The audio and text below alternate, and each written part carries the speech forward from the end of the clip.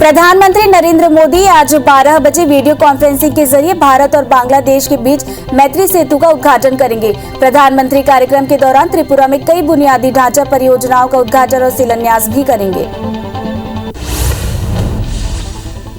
कोलकाता के strand road इलाके में एक बहुमंजिला इमारत की 13वीं मंजिल पर आग लग गई। इस हादसे में 9 लोगों की मौत हो गई। मौके पर पश्चिम बंगाल की मुख्यमंत्री ममता बनर्जी भी पहुंची और घटना के बारे में जानकारी ली। राज्य सरकार ने मृतकों के परिवार के लिए 10-10 लाख रुपए मुआवजे का ऐलान किया। बताया जा रहा है कि इमारत में रेलवे का कार्यालय है। दमकल विभाग के एक अधिकारी ने बताया कि आग बुझाने के लिए मौके पर 10 दमकल गाड़ियों को भेजा गया। सरकार के मंत्री सुजीत जोशी ने जानकारी देते हुए कहा कि अब आग पर काबू पा लिया गया है। रेल मंत्री पीयूष गोयल ने इस घटना में मारे गए लोगों के प्रति अपनी संवेदना व्यक्त की।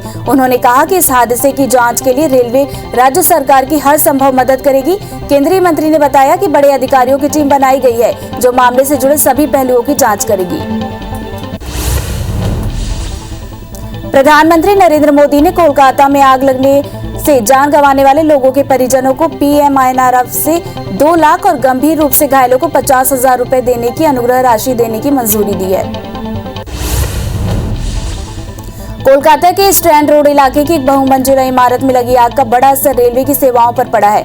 पैसेंजर रिजर्वेशन सर्विस का सर्वर ठप हो गया। सर्वर ठप होने के चलते बंगाल के साथ साथ झारखंड और बिहार के सभी स्टेशनों पर आरक्षण कार्यालय के काम बंद हो गए। यहां तक कि IRCTC की साइट से ऑनलाइन टिकट भी बुक नहीं हो पाए। पश्चिम बंगाल में विधानसभा चुनाव 8 चरण में करवाए जाने के खिलाफ एक जनहित याचिका पर सुप्रीम कोर्ट आज सुनवाई करेगा। याचिका में कहा गया है कि पश्चिम बंगाल के साथ 4 और राज्यों में चुनाव होने हैं, लेकिन उनमें मतदान का कार्यक्रम इतना विस्तृत नहीं रखा गया है। चुनाव आयोग ने बिना कोई उचित कारण बताए पश्चिम बंगाल में चुनाव की अवधि बाकी राज्यों से अधिक रखी है। नेशनल टेस्टिंग एजेंसी ने फरवरी सेशन में हुई JEE मेन के पहले फेज की परीक्षा का परिणाम जारी कर दिया है। 23 से 26 फरवरी को हुई इस परीक्षा में कुल 6,61,776 कैंडिडेट शामिल हुए थे। इसमें राजस्थान के साकेत झा, दिल्ली के प्रवर कटारिया और रंजीत दास, चंडीगढ़ के गुरमीत सिंह, महाराष्ट्र के सिद्धांत मुखर्जी और गुजरात के अनंत कृष्ण किदाम्बी ने 100 NTA स्कोर हासिल किया। केंद्रीय शिक्षा मंत्री रमेश पोखरियाल ने बताया कि फरवरी सेशन 2021 की JEE मेन परीक्षा के नतीजों की घोषणा कर दी गई है। उन्होंने सभी स्टूडेंट्स को बधाई दी है। उन्होंने कहा कि पिछले वर्ष तक परीक्षा केवल 3 भाषाओं में होती थी, लेकिन इस बार परीक्षा 13 भाषाओं में आयोजित की गई थी और परिणाम 10 दिनों में घोषित कर दिए गए। आज से कोविड काल से पहले की तरह सामान्य रूप से लोकसभा की कार्यवाही चलेगी। अब शाम 4 बजे की बजाय सुबह 11 बजे से सदन की बैठक होगी। बता दें कि कोरोना के कारण लोकसभा के समय में बदलाव किया गया था। छत्तीसगढ़ विधानसभा में बजट सत्र चल रहा है। आज कोयला खनन और परिवहन के मुद्दे विधानसभा में सुनाई देंगे। साथ ही कांग्रेस के जन घोषणा पत्र के वादे पूरे करने और बस्तर के पर्यटन स्थलों पर बुनियादी सुविधाओं के अभाव को लेकर भी विपक्ष सरकार को घेरेगा। मध्य प्रदेश विधानसभा में आज फिर विपक्ष कई मुद्दों पर सरकार को घेरने की कोशिश करेगा। विपक्ष नागदा में उद्योग श्रमिकों को निकाले जाने और देवास में अधिग्रहित जमीन के मुआवजा निर्धारण में अनियमितता का मामला उठाएगा। मध्य प्रदेश में इसी हफ्ते निकाय चुनाव की तारीखों का ऐलान हो सकता है। इधर बीजेपी ने तैयारी शुरू कर दी है। CM हाउस में हुई बीजेपी विधायक दल की बैठक में चुनाव को लेकर रणनीति बनाई गई। बैठक में 3100 करोड़ रुपए के विकास कार्यों का खाका तैयार किया गया। शराबबंदी अभियान को लेकर उमा भारती ने बीजेपी प्रदेश अध्यक्ष VD शर्मा को चिट्ठी लिखी है, जिसमें उन्होंने गुजरात की तरह शराबबंदी पर विचार करने की अपील की। पत्र में जन जागरण अभियान चलाने समेत कई सुझाव भी दिए। इंदौर में आज माधव सेवा न्याय के अस्पताल का मुख्यमंत्री शिवराज सिंह चौहान लोकार्पण करेंगे। बता दें कि श्री गुरुजी सेवा न्यास ने ये मेडिकल सेंटर बनाया है, जहां गरीबों को 50 से 70% डिस्काउंट पर स्वास्थ्य सेवाएं मुहैया कराई जाएंगी। मध्य प्रदेश में शिक्षक भर्ती परीक्षा पास करने वालों के लिए लंबे इंतजार के बाद गुड न्यूज आई है। 1 अप्रैल से उम्मीदवारों के दस्तावेजों का वेरिफिकेशन शुरू होगा। बता दें कि कोरोना संक्रमण के चलते दस्तावेजों का सत्यापन रुका था, जिसे अब हरी झंडी दे दी गई है।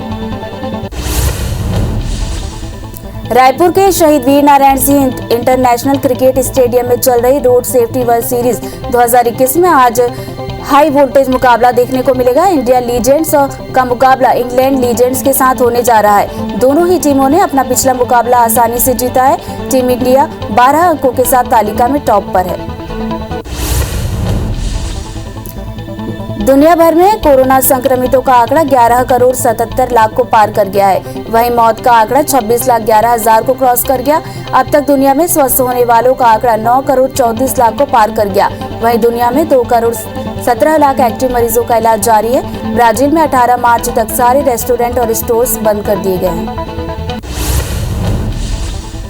देश में कोरोना के बढ़ते मरीजों के बीच 24 घंटे में 15,353 नए मरीज सामने आए हैं। देश में कोरोना संक्रमितों की संख्या 1 करोड़ 12 लाख 44 हजार के पार पहुंच गई। कोरोना से अब तक 1,57,966 मरीजों की मौत हो चुकी है। वहीं संक्रमण के मामले में भारत दुनिया में दूसरे नंबर पर पहुंच गया। देश में 24 घंटे में 16,606 मरीज ठीक हुए हैं। छत्तीसगढ़ में 24 घंटे में कोरोना के 320 नए मरीज से आंकड़ा 3,14,640 हो गया। वहीं एक्टिव मरीजों की संख्या 2,919 हो गई। एक मरीज की मौत से आंकड़ा 3,859 पहुंच गया। राज्य में 142 मरीजों के डिस्चार्ज होने से आंकड़ा 3,07,642 हो गया। मध्य प्रदेश कोरोना संक्रमण के मामले में देश में 6वें नंबर पर है। मध्य प्रदेश में 24 घंटे में कोरोना के 427 नए केस सामने आए हैं, जिससे संक्रमितों का आंकड़ा 2,65,000 के पार हो गया। प्रदेश में एक मरीज की मौत से अब तक कुल आंकड़ा 3,872 पहुंच गया है। भोपाल में 50, इंदौर में 166 नए केस सामने आए हैं।